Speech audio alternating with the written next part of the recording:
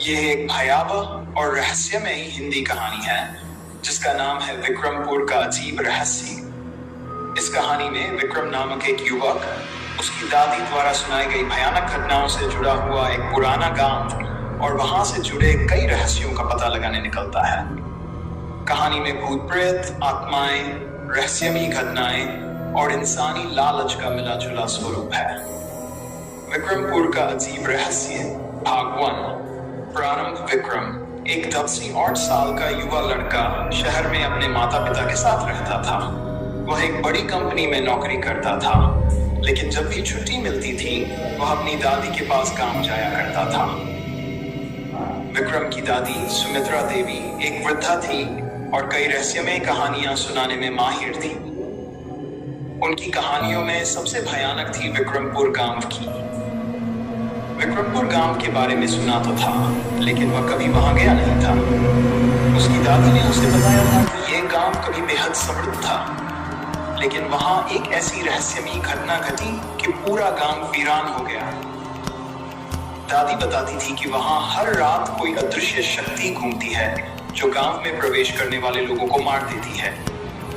गांव के मंदिर के पुजारी ने एक बार बताया था कि उस गांव पर एक पुरानी और क्रूर आत्मा का साया है जिसने कई लोगों की जान ले ली है। भाग 2। गांव की यात्रा। एक दिन विक्रम ने तय किया कि वह विक्रमपुर गांव की सच्चाई का पता लगाएगा। उसके मन में डर तो था, लेकिन उसकी जिज्ञासा उसे वहां जाने से रोक नहीं सकी। विक्रम ने अपने कुछ दोस्तों को भी साथ चलने के लिए कहा, लेकिन उनमें से कोई भी इतना साहसी नहीं था कि विक्रमपुर जाने के लिए तैयार हो। अंततः विक्रम अकेले ही गांव की ओर चल पड़ा। विक्रमपुर का रास्ता सुनसान था। चारों तरफ केवल पेड़ पौधे और घना जंगल था। जैसे जैसे वह गांव के करीब पहुंचता, उसे महसूस हुआ कि यहाँ की हवा में कुछ अजीब सा है। एक अजीब सी ठंडक थी और हवा में अजीब सी सरसराहट थी।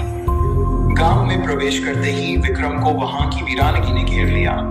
एक भी इंसान नजर नहीं आ रहा था। सारे घर खंडहर बन चुके थे और सन्नाटा ऐसा था कि मानो समय ठहर गया हो।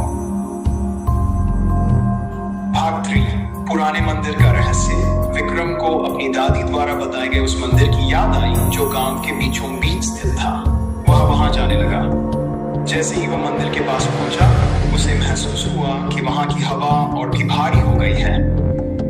मंदिर की सीढ़ियां टूटी हुई थी और उस पर एक पुराना घंटा लटका हुआ था जो बिना हवा के भी हिल रहा था।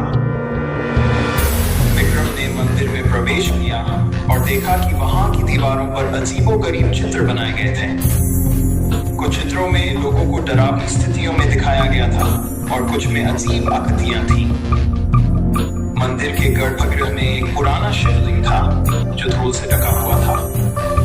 विक्रम ने जैसे ही शिवलिंग को छुआ, उसे एक जोरदार झटका लगा, मानो कोई अदृश्य शक्ति उसे धक्का दे रही हो। अचानक मंदिर के अंदर से एक गूंजने वाली आवाज आई, यहाँ से चले जाओ वरना तुम्हारा भी अंत हो जाएगा। विक्रम डर गया, लेकिन उसने ठान लिया कि वह बिना सच्चाई जाने यहाँ से नहीं जाएगा। भाग 6। विक्रमपुर की आत्मा। रात होते होते गांव में और भी अजीब घटनाएं होने लगी। विक्रम को मंदिर के बाहर किसी के चलने की आवाज सुनाई दी, लेकिन जब उसने बाहर जाकर देखा तो वहां कोई नहीं था। अचानक उसकी नजर गांव के एक पुराने कुएं पर पड़ी। वह कुआं बिल्कुल सूखा हुआ था, लेकिन उसके पास अजीब सी चमक थी। विक्रम उस कुएं के पास गया और जैसे ही उसने अंदर झांका, उसे अंदर से एक चेहरा दिखाई दिया। वह चेहरा विक्रम को घूर रहा था। उसकी आंखें लाल थीं और चेहरा भयानक था। विक्रम तुरंत पीछे हट गया, लेकिन वह चेहरा गायब हो चुका था। विक्रम को समझ में आ चुका था कि गांव में कुछ गड़बड़ है। वह वापस मंदिर की ओर भागा, लेकिन तभी उसके सामने एक छाया मूर्ति प्रकट हुई। वह आकृति हवा में तैर रही थी और उसकी आंखों से खून टपक रहा था। आकृति ने विक्रम से कहा, तुम्हें यहाँ नहीं आना चाहिए था, अब तुम्हारा अंत निश्चित है। विक्रम ने हिम्मत जुटाई और पूछा, तुम कौन हो और इस गांव में क्या हुआ है? उस आत्मा ने जवाब दिया, मैं इस गांव की देवी थी, लेकिन लोगों ने मेरे साथ विश्वासघात किया। उन्होंने मेरी पूजा बंद कर दी और मेरे मंदिर को छोड़ दिया। मैंने सारी खुशियों को छीन लिया और अब ये गांव वीरान हो गया है। जो भी यहाँ आता है वह मुझसे बच नहीं सकता। भाग 5 रहस्य का खुलासा।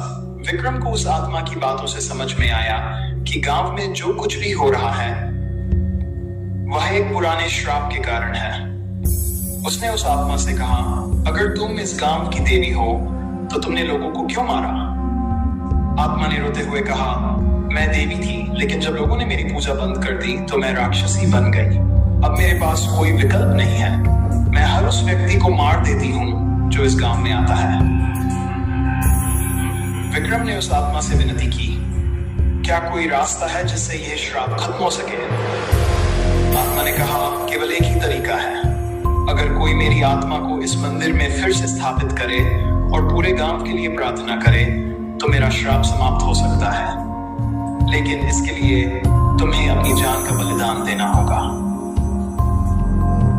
भाग 6 बलिदान। विक्रम ने सोचा कि अगर वह अपनी जान देकर इस गांव को बचा सकता है तो उसे ये करना चाहिए।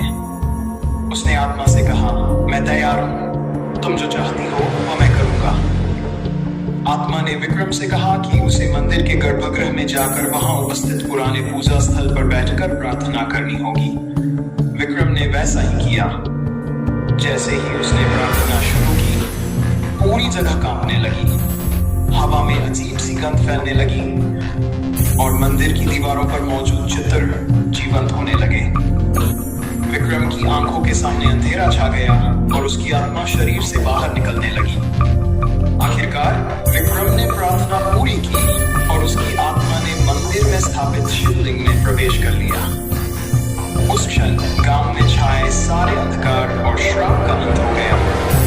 आत्मा ने विक्रम को धन्यवाद कहा और उसे मोक्ष की प्राप्ति हुई। भाग 7 अंत। विक्रमपुर गांव धीरे धीरे फिर से बसने लगा। वहां अब कोई भयावह शक्ति नहीं थी। गांव के लोग फिर से खुशहाल हो गए, लेकिन विक्रम का बलिदान हमेशा गांव वालों के दिलों में अमर रहा। गांव के मंदिर में विक्रम की एक मूर्ति स्थापित की गई और उसकी आत्मा को हमेशा के लिए वहां शांति मिल गई। कहते हैं कि आज भी अगर आप विक्रमपुर गांव के उस मंदिर में जाते हैं तो आपको वहां विक्रम की आत्मा का आशीर्वाद मिलेगा, जो गांव की रक्षा के लिए सदैव वहां मौजूद रहती है। यह थी विक्रमपुर के रहस्य की कहानी। विक्रम का साहस, बलिदान और आत्मा की मुक्ति की ये कथा एक भयानक लेकिन प्रेरणादायक कहानी है, जो ये सिखाती है कि कभी-कभी दूसरों की भलाई के लिए हमें अपने स्वार्थों का त्याग करना